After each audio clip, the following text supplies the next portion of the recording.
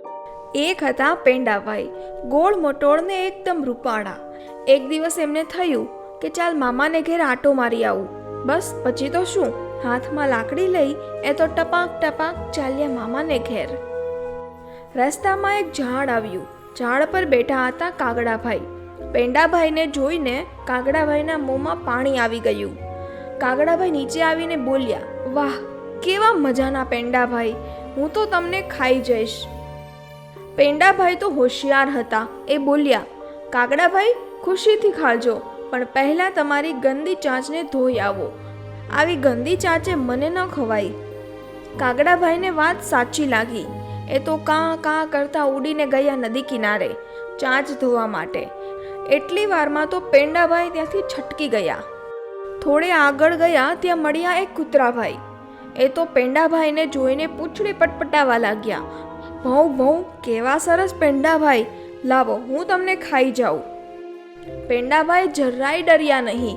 એમણે કહ્યું, કૂતરાભાઈ હું તો મામાને ઘર જાઉં છું, ત્યાં ઘી ગોળ ખાઈને તાજો મજો થઈશ, પછી પાછું આવું ત્યારે મને ખાજો તમે. કૂતરાભાઈને થયું તાજા માજા પેંડાને ખાવાની વધુ મજા આવશે. ભલે તો પછી જલ્દી જાઓ અને જલ્દી પાછા આવજો. પેંડાભાઈ તો ભલે કહીને આગળ ચાલ્યા. ચાલતા ચાલતા સામે આવી એક મોટી નદી. પાણી તો ખડ ખડ વહેતું હતું. પેંડાભાઈ ચિંતામાં પડી ગયા. હવે આ નદી કેવી રીતે પાર કરવી? ત્યાં એક નાવિકભાઈ પોતાની હોડી લઈને આવ્યા.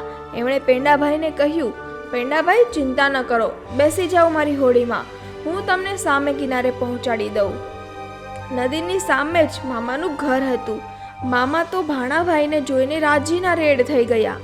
મામા અને પેંડાભાઈ ભેટી પડ્યા અને પછી બંનેએ સાથે બેસીને ગરમા ગરમ શીરો ખાધો. તો આ પેંડાભાઈની વાર્તા તમને કેવી લાગી કમેન્ટમાં જરૂરથી જણાવજો. અને આવી જ મજેદાર વાર્તાઓ સાંભળવા માટે ચેનલને સબસ્ક્રાઈબ જરૂરથી કરજો, જેથી કરીને તમારાથી એક પણ વાર્તા મિસ ન થઈ જાય.